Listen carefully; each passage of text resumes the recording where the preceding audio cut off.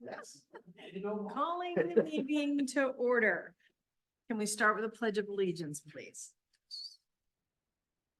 Pledge allegiance to the flag of the United States of America and to the republic for which it stands, one nation, under God, indivisible, with liberty and justice for all. Mr. McGill, would you please call the roll?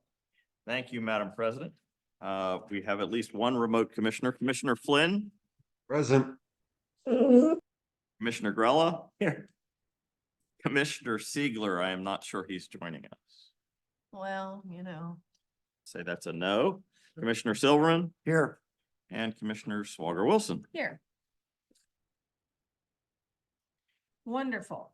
How about if you now give us a summary of the discussion session topics and any manager announcements you might have, Mr. McGill? Thank you, Madam President. Earlier tonight, Commission met in discussion session and received information and discussed the following items. We received information on draft recommendations for the main park site plan and concepts for some possible recreation center expansions. We heard a presentation regarding the 2024 street reconstruction, street maintenance, and brick street repair programs. And we received updates from commission liaisons on activities of advisory boards. Prior to that meeting, the commission met in exec session to receive legal advice from the solicitor on a variety of topics and also discussed appointments to boards. Next commission meeting will be held on Monday. That's a Monday, not a Tuesday, March 11th. The meeting will begin at 8:00 p.m. Here are the ways the public can participate.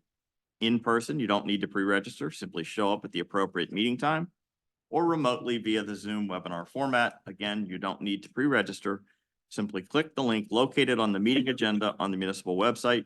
If you wish to speak during citizens' comments or during any public hearing, simply use the raised hand feature on Zoom and you'll be notified when it is your turn to speak. Thank you, Madam President. Thank you, Mr. McGill. Commissioner Grella, you have some community updates, please. Thank you, Madam President. We have some super exciting updates today.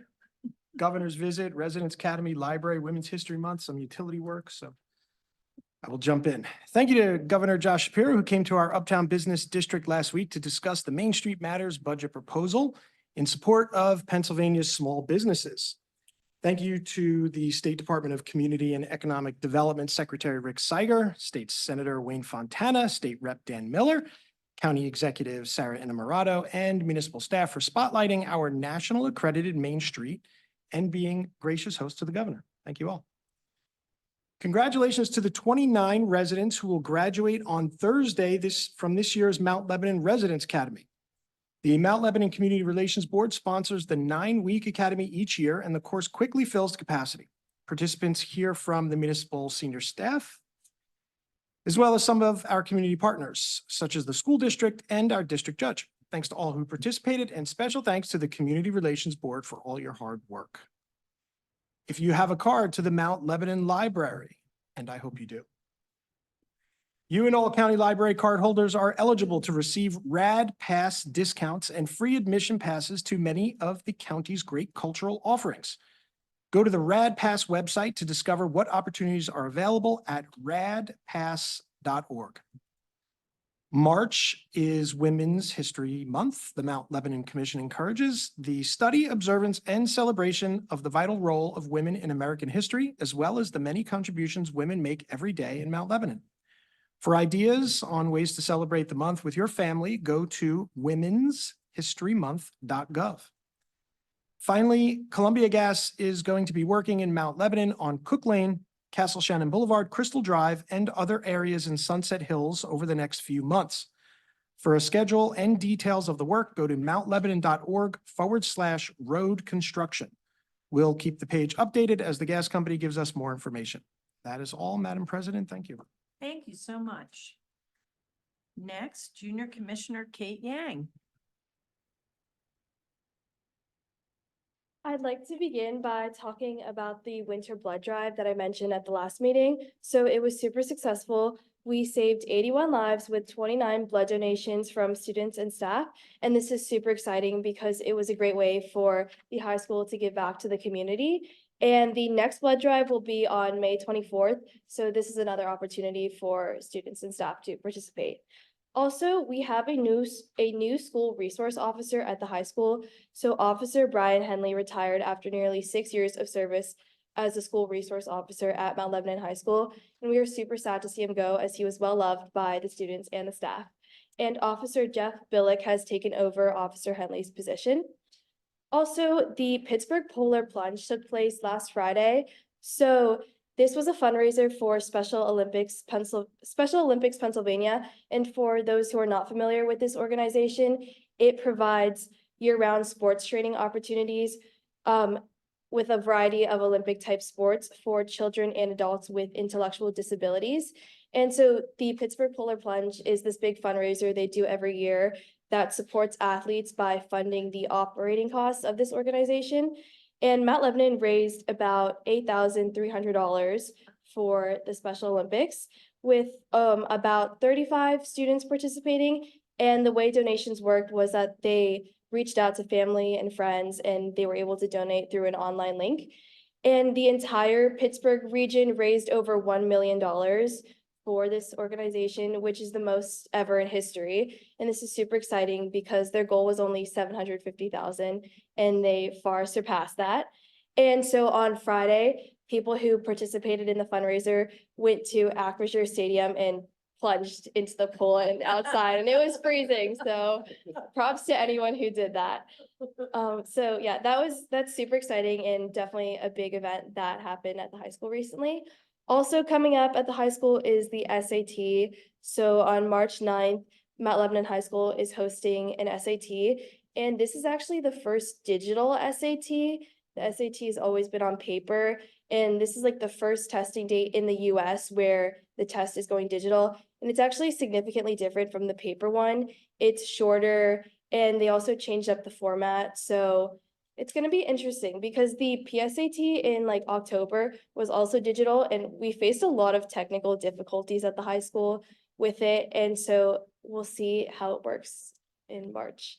Also, the varsity basketball team, they played Pine Richland last Friday in the quarterfinals, and they won 51-40. And actually right now they're at Bethel Park playing Baldwin in the semifinals. So if they win tonight, they go to the WPIAL championship, which is super exciting. And finally, there was a choral concert last night at the high school auditorium, and there is currently an orchestra concert going on. Thank you. Wow, thank you, Kate. It's a lot going on. At the school for basketball. Were you? Was it a fun basketball game? I hope you didn't rush the court after it was over. Okay, just want to make sure it's, controversial now. Next are citizens' comments. I'm sorry. This is an opportunity for any resident to express an opinion on any topic pertaining to local government. The commission enjoys hearing from the public on various issues and learning about items to address in the future. If you have specific questions, we will try and answer them at the end of your comments. If we can't, we commit to getting you the answers as soon as possible. When I call your name, please come to the podium to address the commission. State your name and address for the record. In fairness, we ask each speaker to share their thoughts for 5 minutes. The community is as good as each person in this room. We work together to make this a community that we can all be proud of, and we expect that the dialogue will remain respectful. We also appreciate the audience's efforts to refrain from any behavior that is disruptive or might intimidate free speech. Colonel Cahoon, please come on up.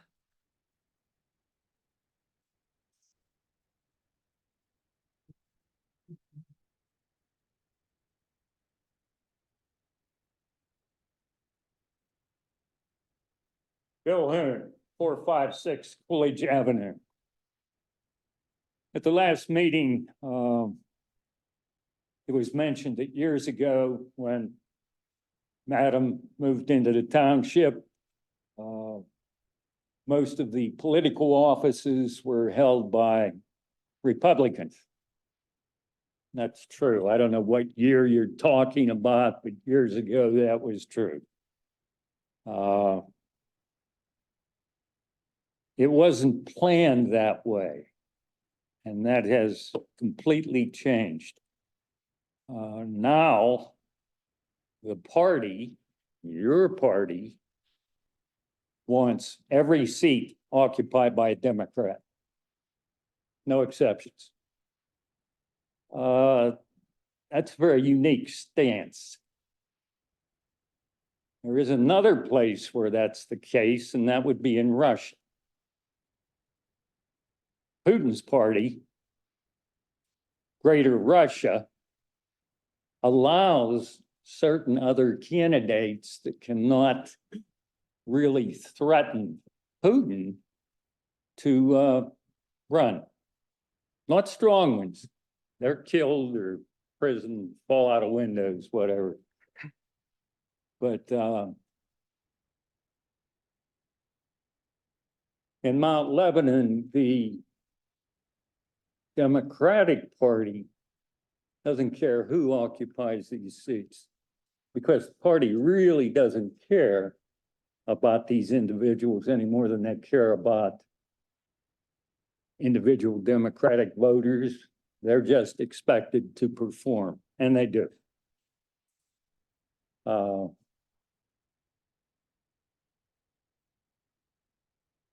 Some of us see this as a significant problem because right off the bat, 45% of the community is not represented. And you might say, oh yeah, we represent. That's bull. No, you don't. You take your orders from the party, and that's the way it is. When did all this start? Actually, it started in 2004 because we had a commissioner here who had an agenda. And that's what the whole thing's about. We want absolute control. So any agenda items that the higher ups, we don't know who they are. You know, we don't care. A lot of people don't care. Get their items pushed through. And that's where this damn deer thing came from. This whole room was pretty well filled. We were sitting there when Miss Logan announced that we had a deer problem. Now, we were used to off-the-wall stuff from this particular source, but everybody in this room was shocked. And we were all looking at each other like, what on earth is she talking about now? Well, we soon found out. Well, actually, we didn't soon find out. It took 2 years to find out. And that's the way it always is with these deer stories. And that was when one of her neighbors told someone that was interested in the environment and associated with our people that she saw 2 deer in her garden one night, screamed at them, and they just stood there. Well, the reason for that is young deer freeze when they don't know what is going on. And they had never, ever seen a human scream like that. So they froze. That was where this deer thing came from. And it took us 2 years to find that out. Every one of these stories, these tales of woe, you know, a guy came up here and said, I saw 6 deer in my backyard. You got to do something. This is insane. Oh, come on. I have property in Washington County. If I went to a commissioner's meeting and I said, there were 6 deer in my property and I want you to do something, I don't know how long they'd laugh. Yeah. Good night. Thank you for your comments, Colonel Hume. Mr. Egler, you're up next.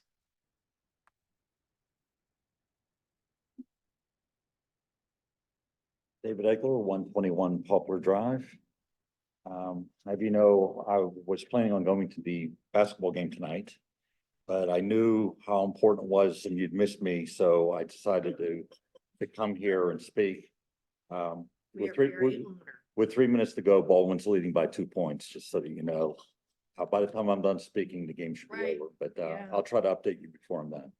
Okay, Anyway, my ongoing battle with the refuse fee, I see it's item number 5. I was hoping that would be that you were going to eliminate the fee, but unfortunately, it's not. I would like to discuss a little theory called illusory truth effect. I think that's what's happened with the commissioners. You keep hearing something over and over again, that this is the best way to go. After a while, you begin to believe it. And I think that's kind of happened here.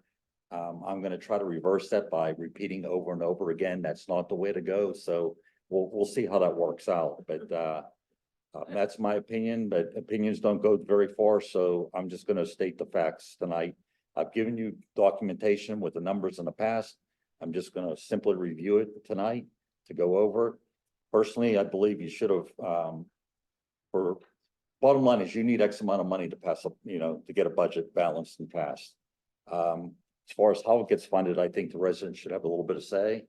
I think a vote, a referendum would have been in place here, would have been nice. What ended up basically happening is you put in a fee where based on page 77 of your budget, 3.8 million minus a budget amendment of 614,000, you got $3.2 million extra money coming in. That's basically 1.2 mils. You reduce the millage rate by 0.41 to get it to 0.79. Then the refuse contract, that's 0.28. Take that away and it's 0.51. That's basically the half mil I've been talking about time and time again. It's basically a millage increase this year and also in subsequent years. I'm just asking the commissioners to come out and admit that's what they did. That's their intent. And what's it for? I'd like to hear why we need all that extra money. We're talking $1.36 million for 2024. Extra money in the budget that I don't think is necessary. I've said time and time again, there's money in the unassigned fund balance to cover a big project for this year. So if you look also in the budget under fees, over $9.6 million is brought in by fees. For the average homeowner, like a $200,000 home, they're paying about 60% in fees and only 40% taxes. It's gotten to the point that you're paying more in fees than taxes. That to me is not the way to go. As far as the amount that's in there, I think it's excessive in the fees, but hey, if you want to do a lot of the work in that, I'm not going to fight that. I still think we can convert the fees over to the millage rate and basically just go by tax rates in the future and not fees. That's my recommendation. Bottom line is you're going to get the amount of money you need. The question is, what's the better way? I still say, let's get some public input. Let's put up a referendum. What's wrong with asking? There's nothing wrong with that. But by going this way with fees, you're paying extra money, 100,000 plus to pay for fees. That's an expense you wouldn't need. Also, you can't itemize fees on your taxes, federal taxes. That's another negative. The only pluses for doing the fees is for the municipality and spending. That's where the pluses are for municipality and spending. As far as the taxpayers, it's the other way around. All the breaks would be, the taxpayers would be to do the taxes. So that's my recommendation. Thank you. Are there any comments online? Nobody has their hand raised. Thank you. Mr. Grella, item number 4. Thank you, Madam President. Consideration of the minutes from the regular meeting held February 13, 2024. I move to approve the minutes. Second. Any discussion? Seeing none, all those in favor? Aye. Aye. Motion carries.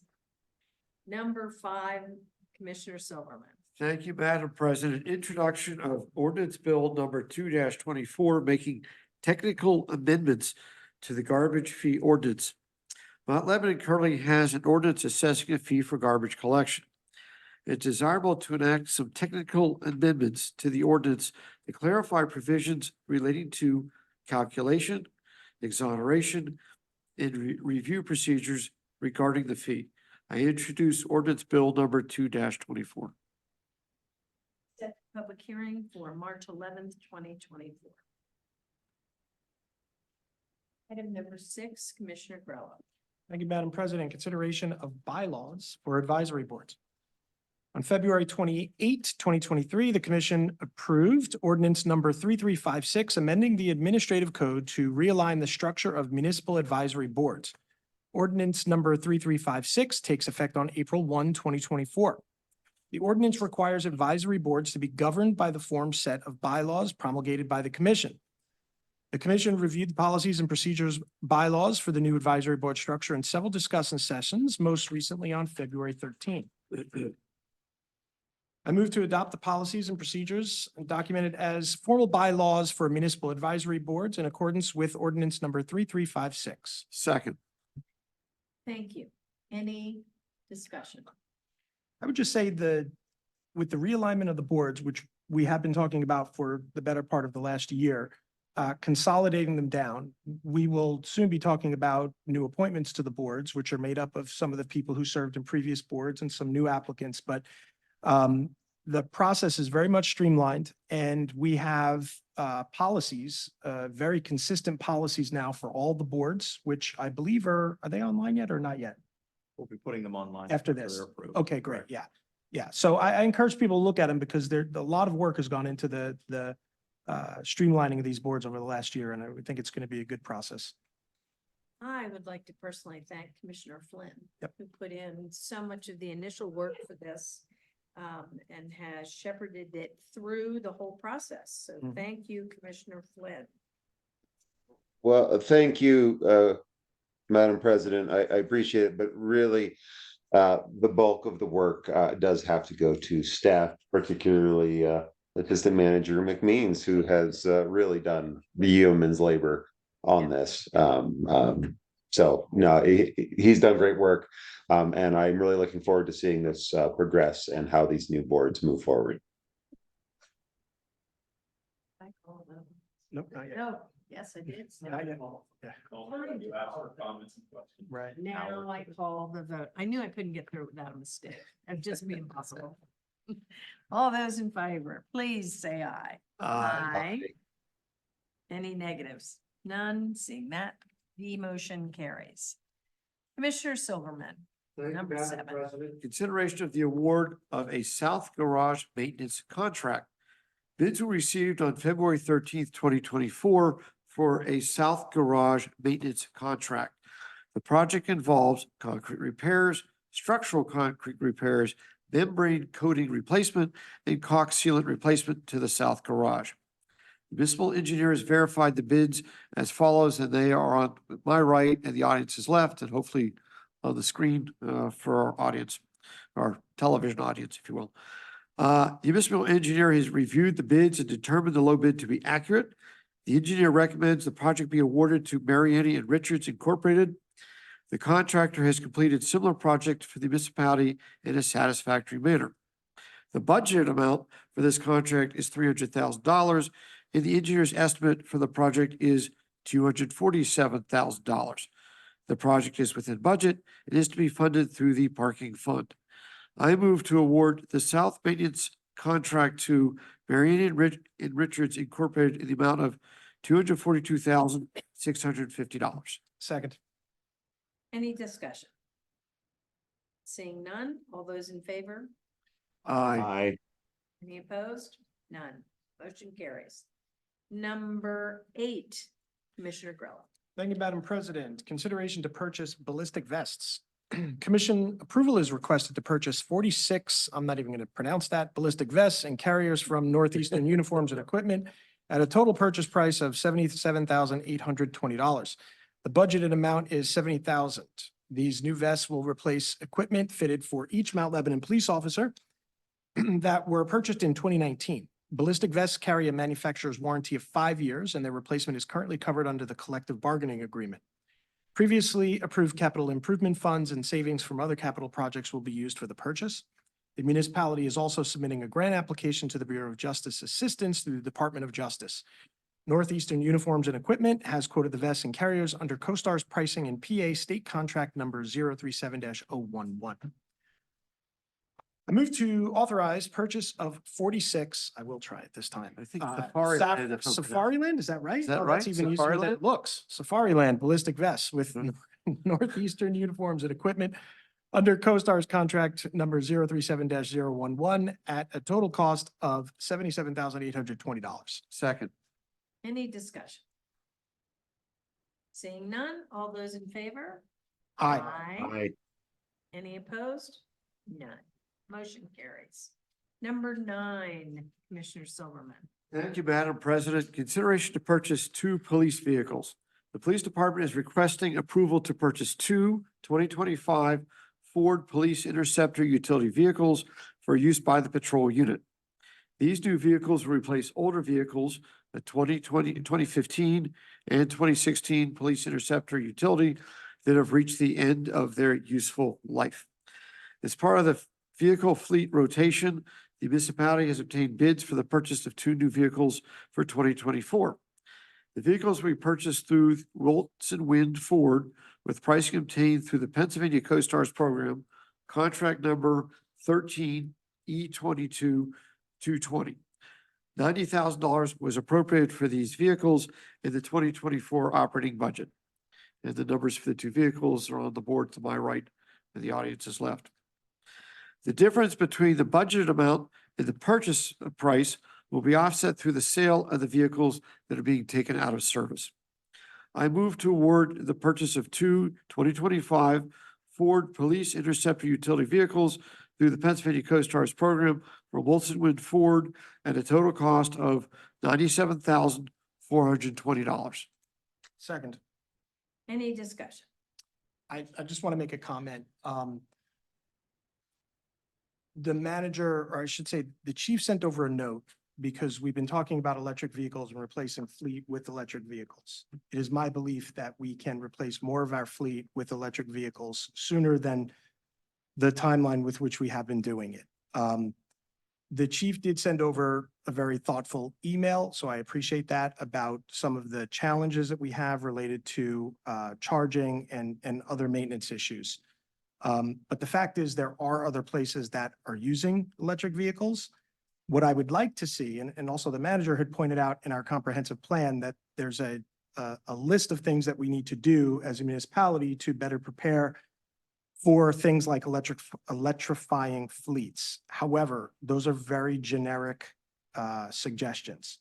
I would love to see sooner rather than later a very specific plan about the things that we can do and the costs for those things, whether it's adding charging stations for municipal vehicles or even putting in pads for those kinds of things. But nothing's going to happen until we get prices for this stuff. So we need that sooner rather than later.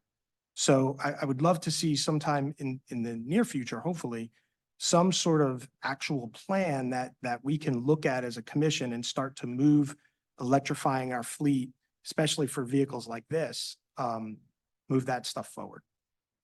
So noted. I do believe that the manager was going to use the expertise of the new resiliency board to help with some of this tasking. Yeah, I did send a response back. Actually, Mr. McMeans pointed out this section of the comprehensive plan. I sent a response back with a more specific plan that starts with the formation of a vehicle committee here.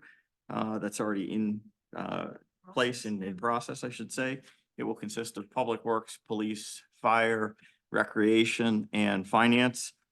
It'll start with a vehicle inventory, as well as a rotation schedule. We'll look at how many hours of service those vehicles are typically utilized, and a whole other list of factors to consider. We'll then move and not only work with the, I'll say, the new sustainability board, but we'll also pull in the financial advisory board and the mobility board to try to get everybody's input to develop a plan that we can then begin implementation on for the vehicles. And we'll do that in a process that makes sense, looking to Commissioner Grella's point at cost of infrastructure and also some of the other issues that we are currently identified in terms of getting some of our mechanics certified to work on those vehicles. So that's already sort of in process. We'll continue to move that forward as we bring those boards online. And I'm hoping to at least have a draft of that to the commission by the end of this year. Thank you, Mr. McGill. Time for a vote. All those in favor, please signify by saying aye. Aye. Aye. Any opposed? Motion carries. Thank you. Chief Sahida, I have a quick question. Is there any such thing as electric fire engines? I'm just curious. There are. Yes, there is. There is an electric fire engine. They've been on the market for about 2 years. There's 3 manufacturers. There's Rosenbauer America. Rosenbauer is really more of a European fire truck manufacturer, but they have stuff here in the United States. I think they have about 4 or 5 units in service, mainly in Colorado and California. There's E1 as a manufacturer we've really never dealt with. And then our newest fire engine is a Pierce fire engine. We really kind of like that manufacturer. Would like to get our fleet more consistent. So the Pierce is more of a hybrid type fire truck. So what you're finding is it has about 2 hours of battery life. And so day to day, you're running a lot of your simple calls, but it also kicks back into a diesel when you're, because what happens to us is we could be there for 3, 4, 5, 6, 7 hours Oh, yeah. pumping. But the day to day, your first is 2 hours. The only really restriction, and I did a lot of research yesterday as part of the vehicle committee, is a new fire truck's like 900,000. An electric fire truck is 1.95 million. So the cost is a little bit over double, Wow. just to take into consideration, but they do. It's fairly new technology, but I'm sure it'll continue to evolve. Thanks for the update.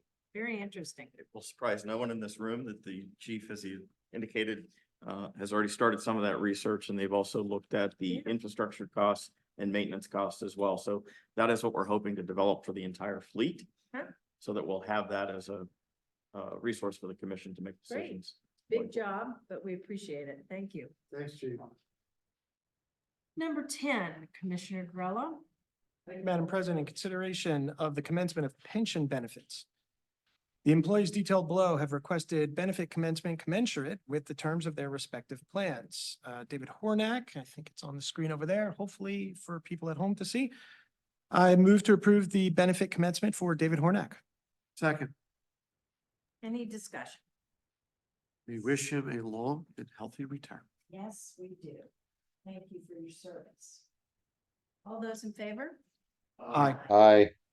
Any against? Seeing none, motion carries. And finally, Commissioner Silverman. Thank you, Madam President. Consideration of the expenditure list for January totaling $5,573,818.57. I move to approve the expenditure list for January totaling $5,573,818.37. Second. Fran, any discussion? Seeing none. All those in favor? Aye. Aye. Any opposed? Motion carries. Commissioner Grella, item number 12. Madam President, I ask that the departmental reports be received and filed. All those in favor? No, that's just, Oh, they shall good. be What did I adjourned. say? Just do it. Oh, I'll just adjourn. There you go. Adjourn.